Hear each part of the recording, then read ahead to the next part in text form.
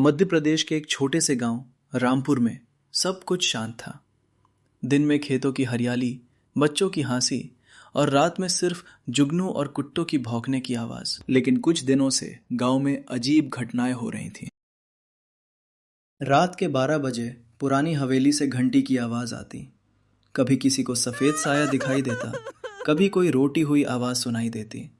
गांव के लोग डरे हुए थे। मैंने कल रात अपनी आंखों से देखा, हवेली की छत पर कोई सफेद कपड़े में खड़ा था। बस करो रमेश, लोगों में डर मत फैलाओ। लेकिन सबके चेहरे पर डर साफ नजर आ रहा था। गांव के कोने में एक पुरानी टूटी फूटी हवेली थी। लोग कहते थे कि 20 साल पहले वहां एक अमीर जमींदार रहता था। एक रात अचानक उसकी मौत हो गई और तब से हवेली वीरा हो गई। लोग मानते थे कि उसकी आत्मा अभी भी वही भटकती है।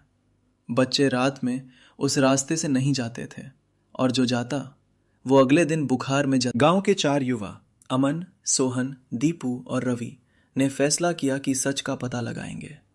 अगर सच में भूत है तो हमें पता लगाना होगा।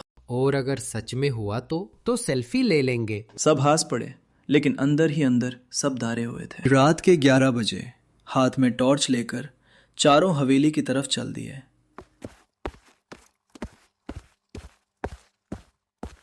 हवेली के दरवाजे पर पहुंचते ही तेज हवा चलने, अंदर अंधेरा ही अंधेरा। अचानक ऊपर से घंटी बजी। किसने बजाई ये घंटी? एक सफेद साया सामने से गुजरा और उसके हाथ से टॉर्च गिर गई।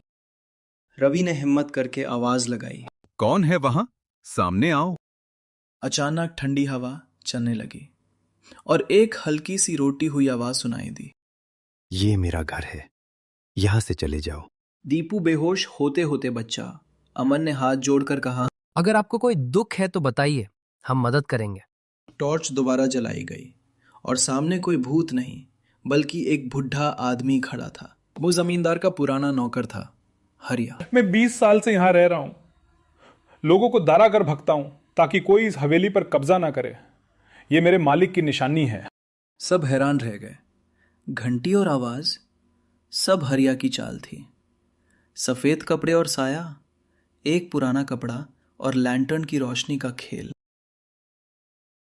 अमन ने गांव वालों को सब सच बता दिया। मुखिया जी ने हरिया को समझाया, डर फैलाकर किसी की याद को बचाया नहीं जा सकता। गांव वालों ने मिलकर हवेली को सुधारने का फैसला किया। अब वहां एक छोटा सा स्कूल बना दिया गया। गांव में फिर से शांति आ गई। लोग समझ गए हर अजीब चीज भूत नहीं होती, कभी कभी डर सिर्फ अंधविश्वास